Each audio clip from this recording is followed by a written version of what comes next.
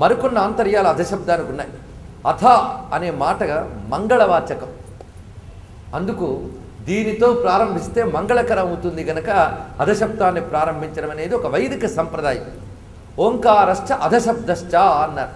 ఓంకారము అథ అనే శబ్దము ఈ రెండు ప్రారంభ శబ్దములు అని మనకు వేదవాంగ్మయం చెప్తున్న విషయం.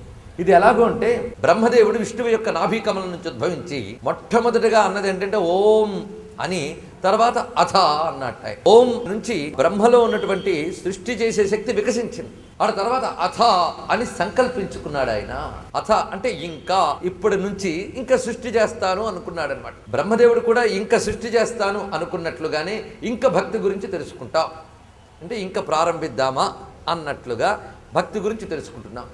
ఆ కారణం చేత అంటే మోక్షము పొందుటకై అనే అర్థాన్ని ఇక్కడ వ్యాఖ్యాతలు చెప్పారు. మోక్షము పొందాలి అనే కారణం చేత ఈ భక్తి గురించి చెప్పుకోవడం జరుగుతున్నది అని భక్తిం వ్యాఖ్యాస్యామ.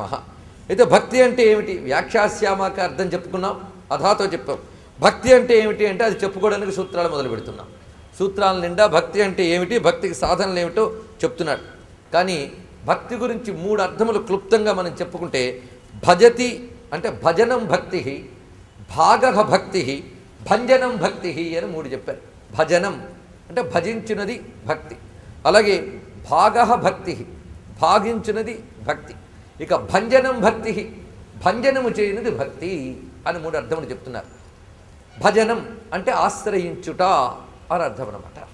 భగవంతుణ్ణి ఆశ్రయించడమే భక్తి. ఆశ్రయము అంటే అదే దిక్కని పట్టుకోవడం, దాన్నే పట్టుకోవడం. భగవంతుడు నాకు పట్టు అని ఆయన్ని ఆధారం చేసుకోవడం ఏదైతే ఉందో దాన్ని భక్తి అంటారు. అది భజనం భక్తి. భజించుట అంటే అది అర్థం. ఈ భజన కింద మనం కీర్తనలు ఇత్యాదులన్నీ తీసుకొచ్చి భజన చేస్తున్నారండి అంటారు. అక్కడ కూడా కీర్తన రూపంతో భగవంతుడిని ఆశ్రయించాం కనుక కీర్తనని భజన అన్నారు తప్ప భజన అంటే కేవలం కీర్తనలు అని మాత్రమే అర్థం కాదు, ఆశ్రయించుట. రెండవది భాగోభక్తి. ఇది చాలా చక్కటి మాట. భక్తి విభక్తి రెండిటి కూడా భాగమనే అర్థం. అయితే భాగము అంటే నిజానికి అర్థం ఏంటి? మనం కొందరికేవో పంచేటప్పుడు ఇది నీ భాగం అది నా భాగం అని పంచుతాం. అంటే ఆ భాగం అనేది ఎవడికి పంచమో వాడిది, ఇంకా దానిలో ఇంకోరు జోక్యం చేసుకోవడానికి లేదు. అలాగే భక్తుడు అంటే నేను భగవంతుడికి చెందిన భాగాన్ని అనుకునేవాడు భక్తుడవుతాడు. అలా ఆయనకి మనల్ని సొంతం చేయడం ఏదైతే ఉందో దాన్ని భక్తి అన్నారు. అంటే భగవంతుడికి చెందినవాడని నేను, ఇంకా వాడి యందు ఇతరము యొక్క ప్రమేయం లేదు. చివరికి వాడి ప్రమేయం కూడా వాడికి లేదు. ఇప్పుడు ఒక వస్తువు ఇది నీ భాగం అని అప్పచెప్పాక ఆ వస్తువుకు కూడా తన మీద తనకు అధికారం లేదు. అది ఎవరికి అప్పచెప్పామో వాడికే అధికారం, చివరికి భాగం చేసిన వాడికి కూడా అధికారం లేదు. అందుకు భాగం పొందిన వాడికే అధికారం.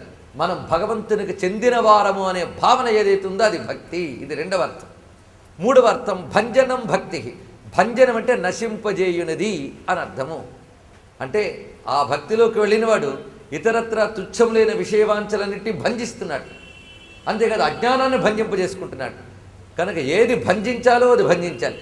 ఎందుకంటే కలగాలి అంటే తొలగాలి అండి, తొలగితే కానీ కలగదు. ఇది అది రెండెప్పుడూ లేదు, ఇది తొలగితే కానీ అది కలగదు.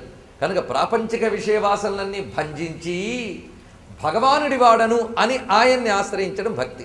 ఇప్పుడు మూడింట్లో ఏ అర్థం మేము తీసుకోవాలండి అంటే 3 తీసుకోవాలి, అప్పుడే భక్తి అవుతుంది. ముందు ఆశ్రయించండి, ఆ ఆశ్రయించడం ప్రథమం. రెండవది మేము ఆయనకి చెందిన వారము అని అనుకుంటే మన మీద మనకు అహంకారం పోతుంది. మన మీద మన అహంకారం పోతే దుఃఖము పోతుంది, మోహము పోతుంది, రెండూ పోతాయి. దుఃఖం కూడా మన మీద మనకు అధికారం ఉందనుకోవడం వల్ల కదా దుఃఖం కలుగుతున్నది. కనుక మోహశోకాలన్నీ నా మీద నాకు అధికారం ఉంది అనుకోవడం వల్ల వస్తుంది. అందుకే భగవంతుడు మనం స్వామి అని పిలుస్తున్నాం. స్వామి అంటే నీకు చెందిన సొమ్మును నేను అని అర్థం అనమాట. అందుకు ఆయన సొంతం వాడిని నేను అనే మాట స్వామి శబ్దంలో అర్థం. స్వం స్వం, ఈ స్వం నుంచే స్వంతము వచ్చింది. తెలుగులో స్వ అనక సొంతము అని మనం అంటున్నాం, కానీ స్వంతము అది.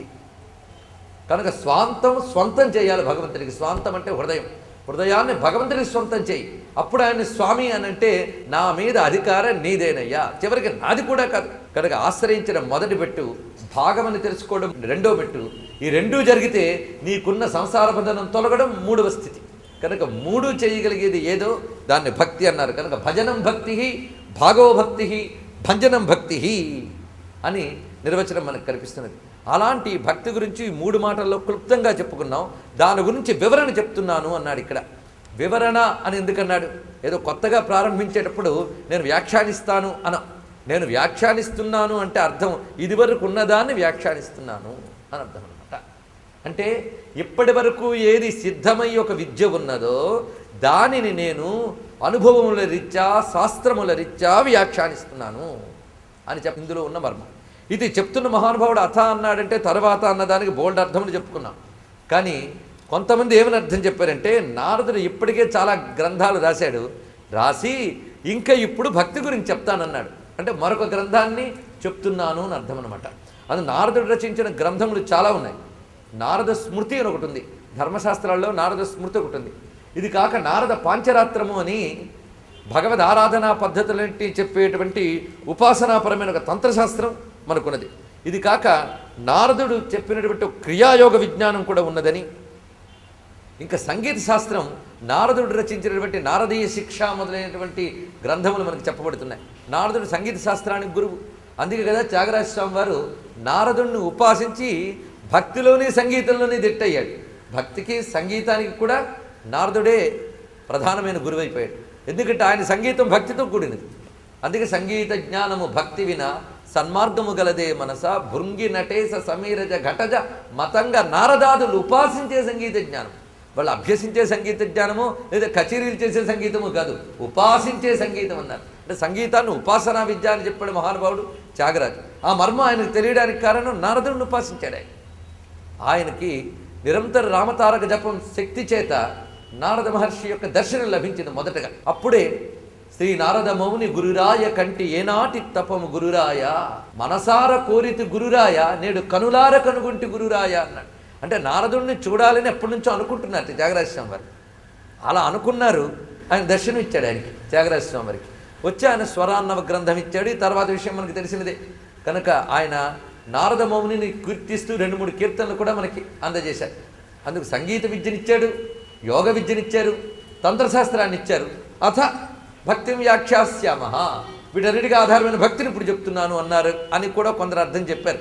ఇది కూడా సమంజసమే. ఒక్క అథకే ఎన్ని విషయాలు ఉన్నాయో తెలిసే కదా. ఇప్పుడు శాస్త్రము నేను చెప్తున్నాను అన్నాడు ఈయన. అందుకు భక్తి గురించి చాలామంది చాలా రకాల మాటలు చెప్తారు. ఒక గొప్ప విషయం రుచించినప్పుడు ఎవరికి తోచింది వాడు వ్యాఖ్యానించుకుంటూ పోతూ ఉంటాడు. కానీ దానికి ఒక శాస్త్ర పద్ధతి ఉండాలి. శాస్త్ర పద్ధతి లేనప్పుడు ఎవరికి తోచింది వాడిదే అయిపోతూ ఉంటుంది. అందుకు నారదాది మహర్షులు సిద్ధపడి దానికి ఒక శాస్త్ర మర్యాదను ఏర్పరుస్తారు. ఈ శాస్త్ర మర్యాద వల్ల ఏది అసలైన భక్తి ఏది అసలు భక్తి కాదో ముందు మనం తెలుసుకోవాలి, తర్వాత అవతల పోల్చుకోవాలి. ఈ రెండూ కలగడానికై ఒక భావానికి శాస్త్రం ఏర్పడుతుంది. కనుక భక్తి అనేటువంటి భావనకి భక్తి అనే సాధనకి ఒక శాస్త్రాన్ని నేను ఏర్పరుస్తున్నాను, అంటే శాస్త్ర పద్ధతిని చూపిస్తున్నాను.